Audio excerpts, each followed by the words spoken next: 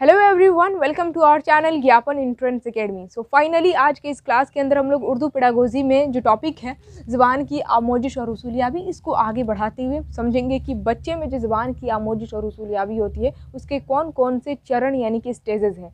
चरण को उर्दू में कहा जाता है मरहला, यानी कि भाषा विकास में बच्चा कौन कौन से चरणों से होकर गुजरता है। बस यही लास्ट टॉपिक बचा हुआ था इस चैप्टर का।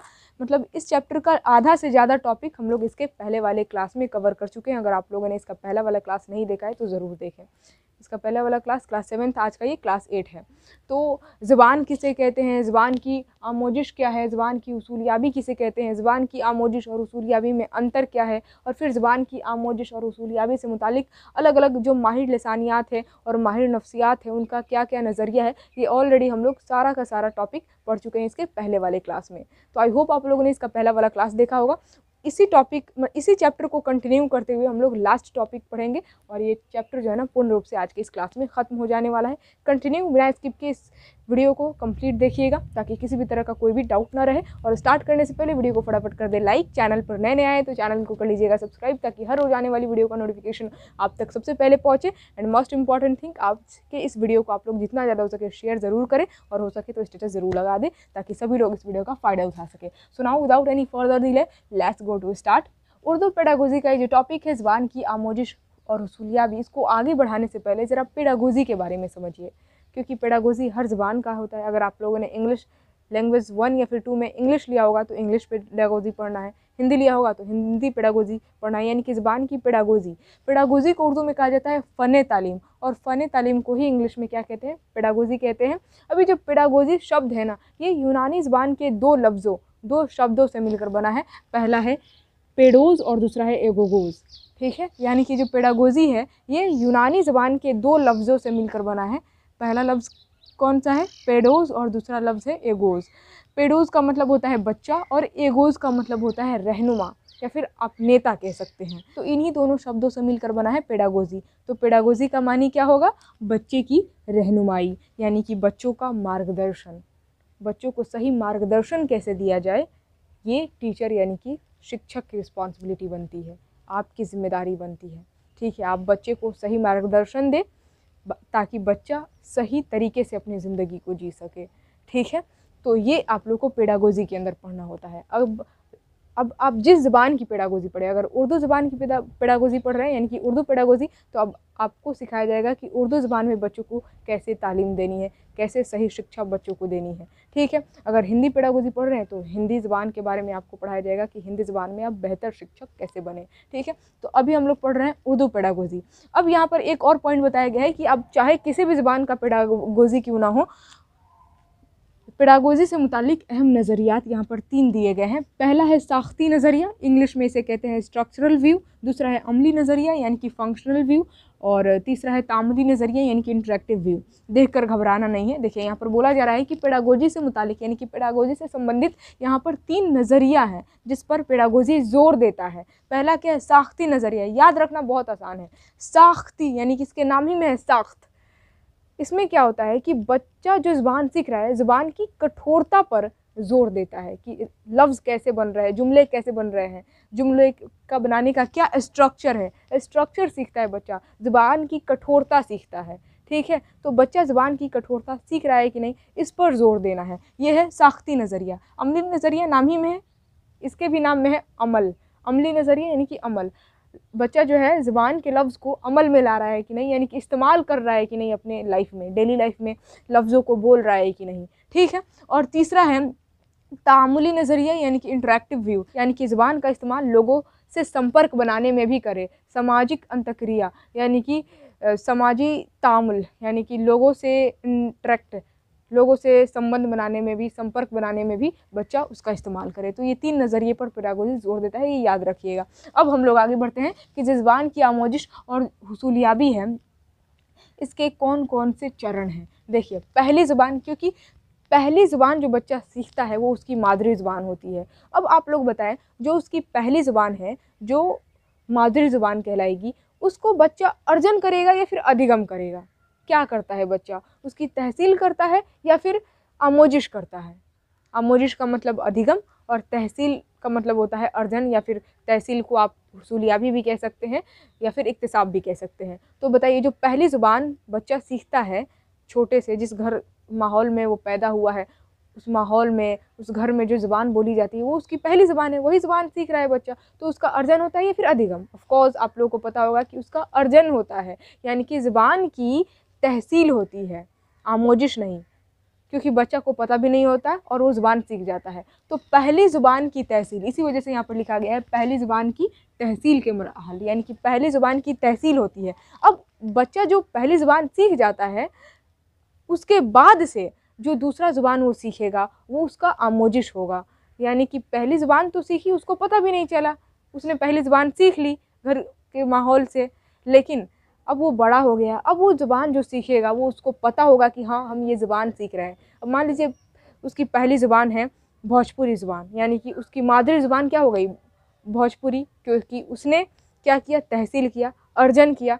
अब उसके बाद से भोजपुरी के अलावा, भोजपुरी बोलते बोलते वो बड़ा हुआ, अब वो दूसरी ज़ुबान सीखना चाहता है, मान लेते हैं वो इंग्लिश सीखना चाहता है, तो जब वो दूसरी ज़ुबान सीखेगा ना तो उसको कहेंगे ज़ुबान की आमोजिश यानी कि अधिगम, क्योंकि उसको पता है कि वो दूसरी ज़ुबान सीख रहा है, इंग्लिश सीख रहा है, तो दूसरी ज़ुबान की क्या होगी, आमोजिश यानी कि अधिगम। और जो पहली ज़ुबान वो सीखा उसका क्या हुआ, तहसील यानी कि अर्जन हुआ, उसको पता भी नहीं था और वो सीख लिया, तो वो अर्जन कहलाएगा, यानी कि तहसील कहलाएगा। और यहाँ पर वो दूसरी ज़ुबान अपने मन से सीखना चाहता है, उसको पता है कि हाँ मैं दूसरी ज़ुबान, इंग्लिश ज़ुबान सीख रहा हूँ या फिर उड़िया ज़ुबान सीख रहा हूँ, कोई दूसरी ज़ुबान सीख रहा हूँ, वो अपने मन से, अपने ज़िद से सीखना चाह रहा है, मेहनत करके। तो दूसरी ज़ुबान की क्या होगी, आमोजिश यानी कि अधिगम, इसमें बच्चा मेहनत करता है, जबकि ज़ुबान की तहसील में कोई मेहनत की ज़रूरत नहीं पड़ती, बच्चा पैदा होता है तो वो घर में बोले जाते हैं, नकल करके सीख जाता है। तो इसी वजह से यहाँ पर लिखा गया कि पहली ज़ुबान की तहसील के मराहल, यानी कि पहली ज़ुबान जो मादरी ज़ुबान बच्चा सीखता है घर के माहौल से, उसके कौन कौन से स्टेजेस हैं, और जब बच्चा पहली ज़ुबान सीख जाता है, बड़ा हो जाता है और दूसरी ज़ुबान वो सीखना चाहता है, यानी कि जो दूसरी ज़ुबान की आमोजिश होती है उसके कौन कौन से स्टेजेस हैं, ये अलग अलग आपको समझना है। तो देखिए यहाँ पर समझते हैं पहली ज़ुबान की जो तहसील है, यानी कि पहली ज़ुबान की जो तहसील होती है, अर्जन होता है, उसके कौन कौन से मराहल यानी कि स्टेजेस हैं। सबसे पहला स्टेज है बोलने से किबल का मरहला, जिसको हम लोग कहते हैं क्वीन, यानी कि बोलने से पहले का स्टेज। बच्चा सबसे पहले पैदा होता है तो रोना शुरू करता है, आप लोग देखे भी होंगे छोटे छोटे बच्चे को, इनफैक्ट मैं बहुत ज़्यादा गौर से देखती भी हूँ। तो बच्चे क्या करते हैं, सबसे पहले रोते हैं, रोने के अलावा उनके पास कोई काम नहीं होता है। जब 6 हफ्ता का बच्चा होता है ना तो उसका क्वीइंग स्टेज शुरू होता है, यानी कि पैदाइश से 6 माह तक का जो स्टेज होता है वो बच्चे का बोलने से किबल का मरहला होता है, यानी कि उसको क्वीइंग स्टेज कहते हैं। ठीक है, इस स्टेज में बच्चा क्या करता है, बोलता नहीं है, सिर्फ करता रहेगा, यानी कि हर्फ इल्लत का आवाज़ निकालता है, बच्चा बोलता नहीं है। पैदाइश के तुरंत बाद कैसे बोलना शुरू कर देगा बच्चा, ठीक है। तो पैदाइश के 6 हफ्ते बाद, यहाँ पर मैं लिख दी हूँ 6 हफ्ते के बाद जो है ना, या फिर पैदाइश से ही 6 माह तक की जो स्टेज होती है ये क्वीइंग स्टेज कहलाती है, यानी कि बच्चा हर्फ इल्लत की आवाज़ें निकालता है, सोया भी रहेगा तो आवाज़ निकालता है, ठीक है। और फिर आगे चलकर जो है ना, ये मतलब कि 4-5 महीने के बाद, 4 महीने के बाद हर्फ इल्लत में हर्फ सही भी, मतलब कि हर्फ सही की भी आवाज़ जुड़ जाती है, यानी कि कभी कहेगा म, ब, म, इस तरह करेगा, ठीक है। यानी कि हर्फ इल्लत और हर्फ सही, ये दोनों की आवाज़ें जो है ना बच्चा क्वीइंग स्टेज में निकालना शुरू कर देता है, इस तरह करता रहता है, ठीक है। ये हो गया पहला स्टेज, इसमें बच्चा बोल नहीं रहा है, सिर्फ क्वीइंग कर रहा है, मतलब कि पू पा कर रहा है, ठीक है। उसके बाद से दूसरा स्टेज है बबलिंग मुरहला, यानी कि दूसरा मुरहला क्या है, बबलिंग का मुरहला, जिसको बबलाना भी कहते हैं, ठीक है। ये 6 माह से स्टार्ट होता है और 8 माह, यानी कि 6 से 8 महीने का जो स्टेज होता है ये बबलिंग स्टेज कहलाता है, जिसमें बच्चा बबलाता है, मतलब हर्फ इल्लत और हर्फ सही इन दोनों की आवाज़ें निकालता है और दोहराने वाली आवाज़ें निकालता है, जैसे कि बब्बा बब्बा बब्बा मम्मा मम्मा ऐसे निकालता है। आप लोग देखे भी होंगे, बहुत क्यूट भी लगते हैं बच्चे, और वो जो आवाज़ें निकालते हैं वो भी क्यूट लगता है, ठीक है। तो यहाँ पर बच्चा पहले स्टेज में क्या कर रहा था, हर्फ इल्लत की आवाज़ें निकाल रहा था, इस तरह से सोए हुए में भी निकालता है। और फिर 4 महीने के बाद हर पे सही जुड़ जाता है, यानी कि म व इस तरह से निकालता है हल्का हल्का, ठीक है। और फिर जब दूसरे स्टेज में बच्चा आता है, 6 से 8 महीने का स्टेज क्या कहलाता है? Bubbling stage. इसमें बच्चा बबलाता है, मतलब कि हर पे इल्लत और हर पे सही से निकलने वाली जो आवाज़ें हैं ना, वो दोहराने वाली आवाज़ें निकालता है, मतलब कि ब ब ब ब मम्मा, ठीक है। जिसको हम लोग बोलते हैं कि देखो बच्चा जो है ना बाबा बोल रहा है, मामा बोल रहा है, पापा बोल रहा है, पापा पापा ब ब ब ब, ठीक है। The the the the the, तो हम लोग सोचते हैं कि दादा बोल रहा है, नाना नाना बोल रहा है, मामा बोल रहा है, ठीक है। ऐसा कुछ नहीं होता है, वो बच्चा भी बोलना सीख रहा होता है। और वही स्टेज होता है जब बच्चों को और बुलवाया जाए। जब बच्चा बाबा बाबा बोल रहा है ना, तो उसको बुलवाया जाए, हाँ बोलो बाबा पापा। ये बुलवाना ज़रूरी होता है, क्योंकि आप बुलवाएंगे नहीं तो वो सीखेगा नहीं, क्योंकि बच्चे के अंदर सीखने की सलाहियत होती है। शुरुआत से ही ज़ुबान सीखने की सलाहियत होती है। ये किसका नज़रिया है, आप ज़रा कमेंट बॉक्स में लिखकर बता दीजिएगा, क्योंकि जस्ट इसके पहले वाले क्लास में मैं बताई थी। बच्चों के अंदर पैदाइशी ज़ुबान की सीखने की सलाहियत होती है। ज़रूरी है कि उसको उस तरह का माहौल दिया जाए और थोड़ा ज़ोर लगाया जाए सीखने में, तुरंत बच्चा सीख जाता है बोलना, ठीक है। मतलब कि समय लगता है, तुरंत उसी वक्त नहीं, मतलब जितना ही ज़्यादा आप एफर्ट लगाएंगे उतना ही जल्दी बच्चा बोलना शुरू कर देता है, ठीक है। तो जब बाबा बाबा बोलता है, पापा पापा मम्मा मामा बोलता है, तो उस वक्त बुलवाना चाहिए बच्चे को, ठीक है। उस तरीके से उसका दिमाग जो है ना, थोड़ा उसमें इंक्रीजमेंट आती है, उसका विकास होता है। और फिर तीसरा स्टेज आता है एक लफ्ज़ का मरहला, ठीक है। एक लफ्ज़ का मरहला, इसमें ये जो स्टेज स्टार्ट होता है ये 9 महीने से स्टार्ट होता है, यानी कि ये स्टेज होता है 9 से 18 महीने का, ठीक है। 9 से 18 महीने का स्टेज क्या कहलाता है? एक लफ्ज़ का मरहला, यानी कि इसमें बच्चा एक लफ्ज़ बोलना सीख जाता है, ठीक है। जैसे कि पापा, मामा, दादा, ठीक है, या फिर चाची, पानी, ठीक है। और एक लफ्ज़ ही जो है ना पूरे जुमले का नुमाइंदगी करता है। बच्चा जो एक लफ्ज़ बोलता है ना, वो एक पूरे सेंटेंस की नुमाइंदगी करता है, पूरे एक सेंटेंस का मतलब बता देता है। जैसे कि बच्चा अगर पानी बोल रहा है तो समझ में आ जाना चाहिए कि वो पानी मांग रहा है, पानी। या फिर मम बोलता है अब सुने भी होंगे आप लोग, बच्चा बोलता है मम मम, यानी कि उसको प्यास लगा है, उसको पानी चाहिए, ठीक है। या फिर बच्चा पानी भी बोल सकता है, ठीक है। इसके अलावा दादा, मामा, नाना, ये सब बोलना, एक एक लफ्ज़ जो है ना बच्चा बोलना सीख जाता है। किस स्टेज में? मतलब कि एक एक लफ्ज़ बोलता है बच्चा 9 से 18 महीने के इस स्टेज में, यानी कि एक लफ्ज़ के मरहला में, ठीक है। इसके अलावा भी बहुत सारे ऐसे एक्टिविटी होते हैं जिसके ज़रिए बच्चा अपने जज्बात को इजहार करता है, वो क्या कहना चाहता है उसका इजहार करता है। जैसे कि मान लेते हैं बच्चा अगर रो रहा है, रो कर ये बताना चाहता है कि आखिर वो किया क्या है, ठीक है। मतलब अपने करतूत को, अपने काम को बताना चाहता है। अगर बच्चा रो रहा है, इसका मतलब या तो वो पोटी किया है, या फिर उसको भूख लगी है, या तो उसको प्यास लगी है। मतलब किसी भी, मतलब बच्चा चाहता है कि किसी भी तरीके से लोग उसकी फीलिंग्स को समझे, ठीक है। जब उसे कुछ समझ में नहीं आता है तो रोना शुरू कर देता है बच्चा। इसके अलावा अगर बच्चा, यहाँ पर एक और चीज़ बताया गया है कि बच्चा जो है ना, अगर कोई आ रहा है तो आप लोग देखे होंगे वो खुशी का भी इजहार करता है। रोने के अलावा तो अपने दर्द का इजहार तो करता ही है, खुशी का भी इजहार करता है। मान लीजिए कोई उसकी मम्मी है, कितने देर से उसके पास नहीं आई है, बहुत देर हो गई है और मम्मी उसके पास नहीं आई है, और बहुत 1-2 घंटे के बाद मम्मी उसके पास आई, तो मम्मी को देखकर खुश हो जाता है और हाथ पैर मारने लगता है कि अब तो मैं मम्मी के गोद में जाऊँगा या फिर पापा के गोद में जाऊँगा, ठीक है। तो यहाँ पर बच्चा अपने खुशी का भी इजहार कर रहा है धीरे धीरे, ठीक है। खुशी का इजहार, अपने दर्द का इजहार करना शुरू कर देता है। अब किसी को, कोई ऐसा नया आदमी घर में आ जाता है जिसको बच्चा जान नहीं रहा होता है, उसको देखकर बच्चा डर जाता है, तो यहाँ पर डर का भी इजहार कर रहा है बच्चा, ठीक है। तो धीरे धीरे उसका विकास हो रहा है। उसके बाद से एक लफ्ज़ बोलना शुरू कर देता है। एक लफ्ज़ बोलेगा पानी, मम, दादा, मामा, चाचा, नाना, इस तरह से बोलेगा। या फिर दादी बोलेगा, मामी बोलेगा, मम्मी बोलेगा, ठीक है, चाची बोलेगा, इस तरह से बोलेगा, एक एक लफ्ज़ बोलेगा, ठीक है। तो ये स्टेज कहलाता है एक लफ्ज़ का मरहला, जो कि 9 से 18 महीना तक का होता है।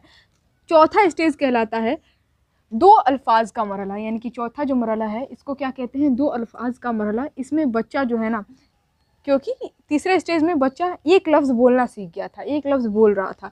तो चौथे स्टेज में बच्चा अब दो तीन लफ्ज़ों को मिलाकर बोलना शुरू करेगा।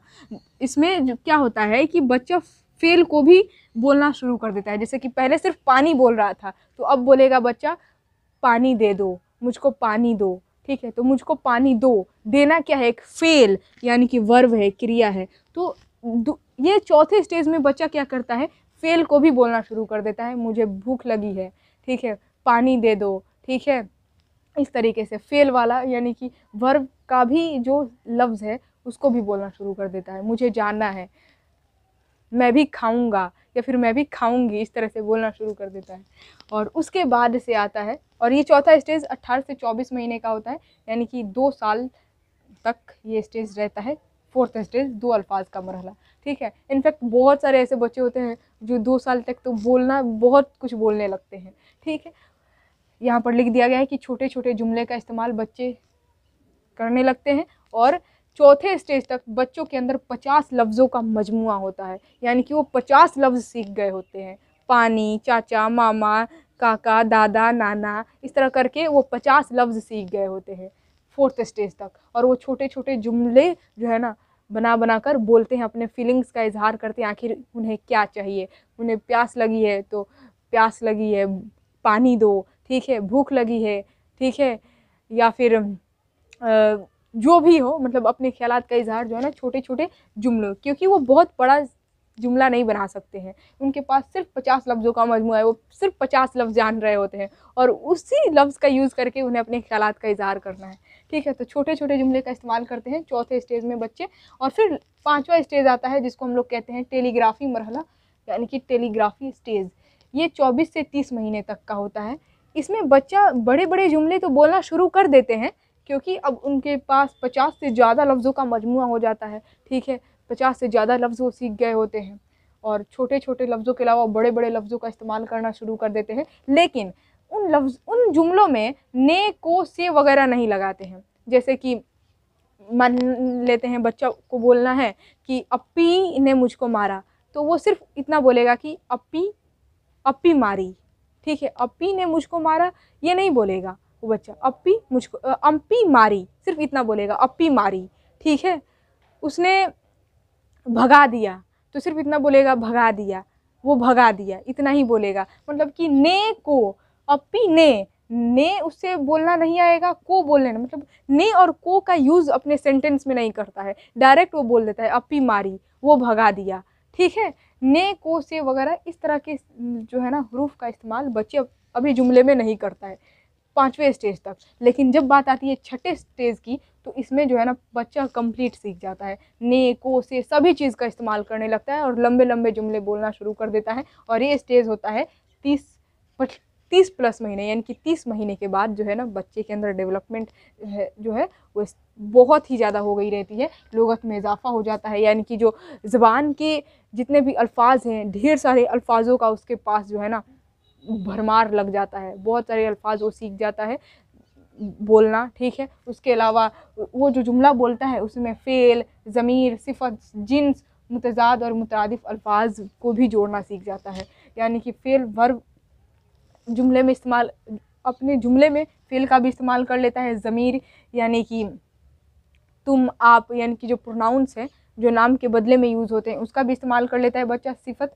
यानी कि एडजेक्टिव का भी इस्तेमाल कर लेता है। जीन्स, मुतज़ाद और मुतरादिफ, ये सभी लफ्ज़ का इस्तेमाल जो है बच्चा अपने जुमले में कर लेता है। यानी कि 5, ये जो लास्ट स्टेज है 6ठा स्टेज, ये आखिरी स्टेज कहलाता है। इसमें बच्चा जो है ना कंप्लीट सीख जाता है बोलना, बड़े बड़े सेंटेंसेस को, बड़े बड़े जुमले को जो है ना बोलना सीख जाता है, क्योंकि बच्चों में लफ्ज़ों का भंडार लग चुका है। अलग अलग लफ्ज़ों को वो सीख चुका है, जान चुका है कि किस लफ्ज़ का क्या मतलब होता है।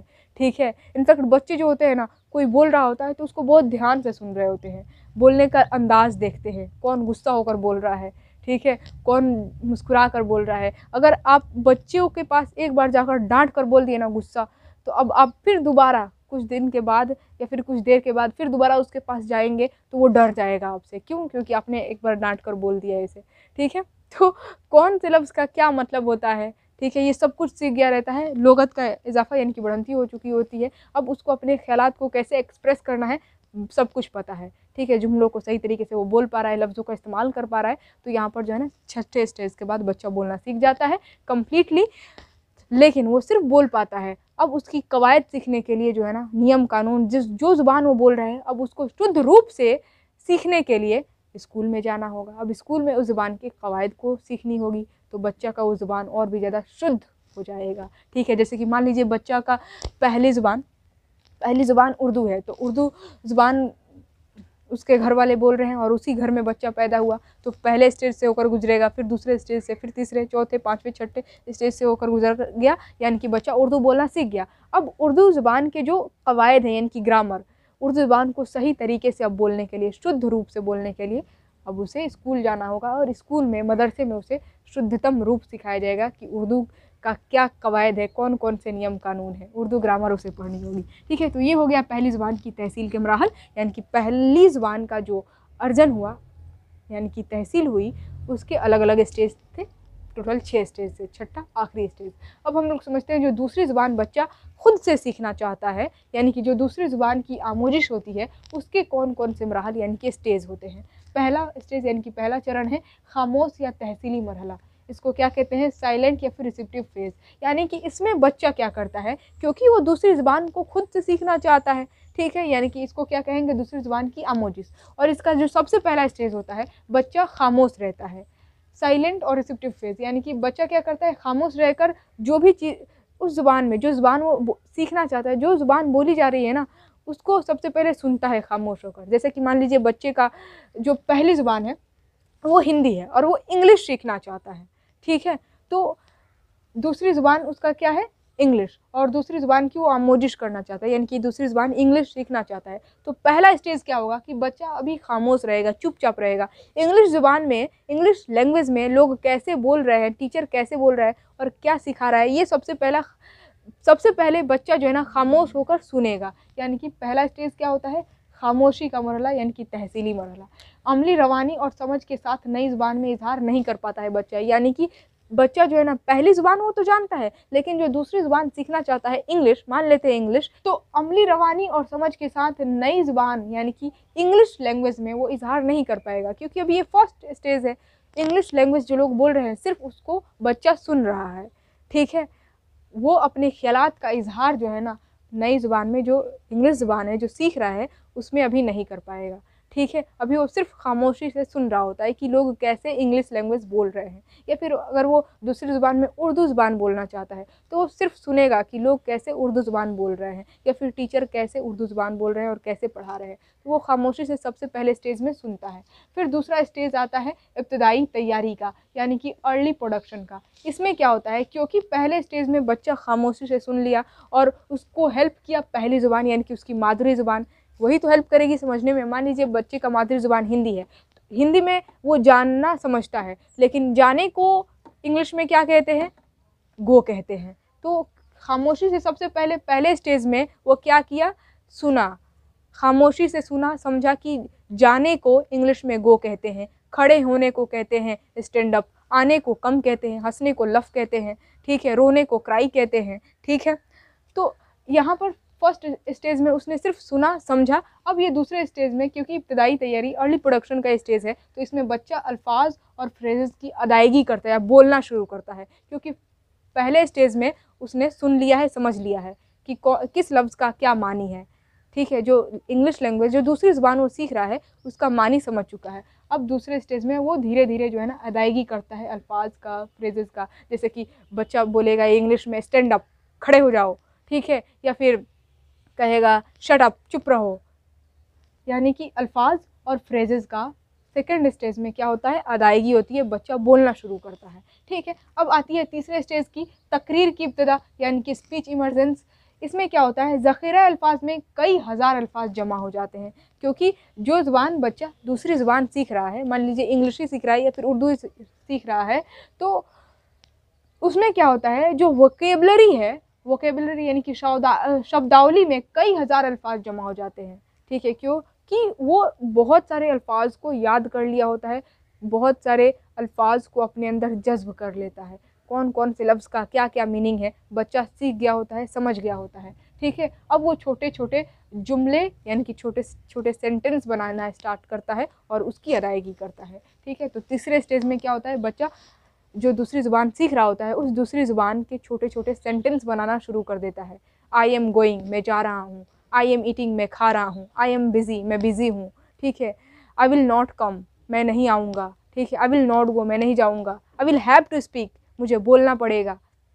ठीक है। I will have to eat, मुझे खाना पड़ेगा। Oh God, in this moment what can we do, हम लोग क्या कर सकते हैं इस मोमेंट में। शी इज़ लाइंग, वो झूठ बोल रही है। ही इज़ ब्रेव, वो बहादुर है। ठीक है। तो इस तरीके के छोटे छोटे सेंटेंस बोलना शुरू कर देता है तीसरे स्टेज में बच्चा। और उसके बाद से चौथा स्टेज आता है इब्तदाई रवानी का, यानी कि इंटरमीडिएट फ्लुएंसी का। दूसरी ज़ुबान में, यहाँ पर में लिखना मैं भूल गई हूँ, छूट गया है, यहाँ पर में रहेगा। ठीक है। दूसरी ज़ुबान में बच्चा सोचना और इजहार करना शुरू कर देता है। अब इब्तदाई रवानी, अब ये फ्लुएंसी स्टार्ट हो रहा है। जो दूसरी ज़ुबान बच्चा सीख रहा है उसमें धीरे धीरे फ्लुएंसी, रवानी स्टार्ट हो रही है। अब उस दूसरी ज़ुबान में बच्चा सोचना और इजहार करना शुरू कर रहा है। कॉम्प्लिकेटेड अब सेंटेंस बनाना, इसमें छोटे छोटे सेंटेंसेस बना रहा था, अब ये चौथे स्टेज में बड़ी बड़ी सेंटेंसेस और कॉम्प्लिकेटेड सेंटेंस यानी कि कठिन जुमले बनाना शुरू कर रहा है, कठिन वाक्य बनाना शुरू कर रहा है। ठीक है। और उस ज़ुबान जो सीख रहा है उस ज़ुबान में सोचना शुरू कर रहा है, वो इजहार करना शुरू कर रहा है। ठीक है। यानी कि अब वो दूसरी ज़ुबान की रवानी स्टार्ट हो रही है, इंटरमीडिएट फ्लुएंसी। उस ज़ुबान में अब फ्लुएंसी स्टार्ट हो रही है। उस ज़ुबान में अब वो सोच पा रहा है, धीरे धीरे समझ पा रहा है, बड़े बड़े और कठिन कठिन सेंटेंसेस बना ले रहा है। ठीक है। अब ये लास्ट स्टेज आता है, पांचवा स्टेज, जो कि रवानी का स्टेज होता है, यानी कि फ्लुएंसी। पांचवा जो स्टेज है ये आखिरी स्टेज है, आखिरी मरहला है।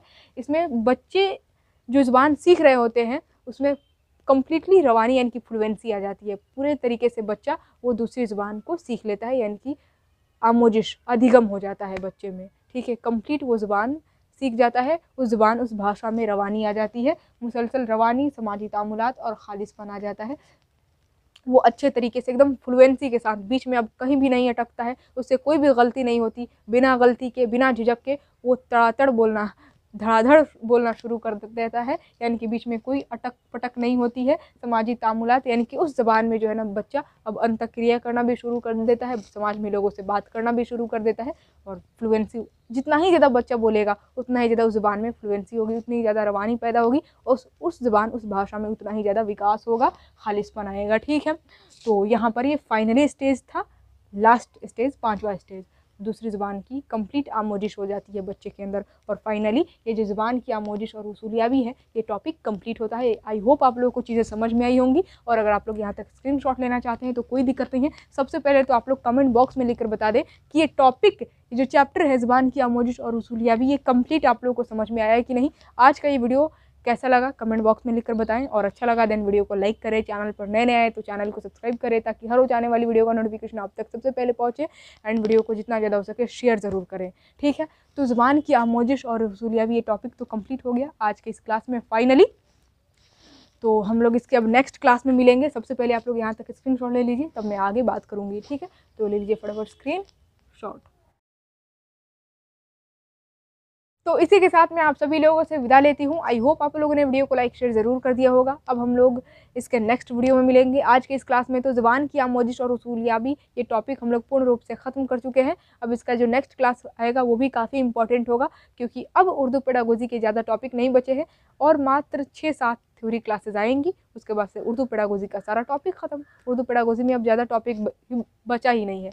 6-7 और क्लासेस होंगी और उर्दू पेडागोजी का पूरा सिलेबस खत्म हो जाने वाला है। उसके बाद से स्टार्ट होगा PYQs और MCQs, वो भी नहीं तो लाइव।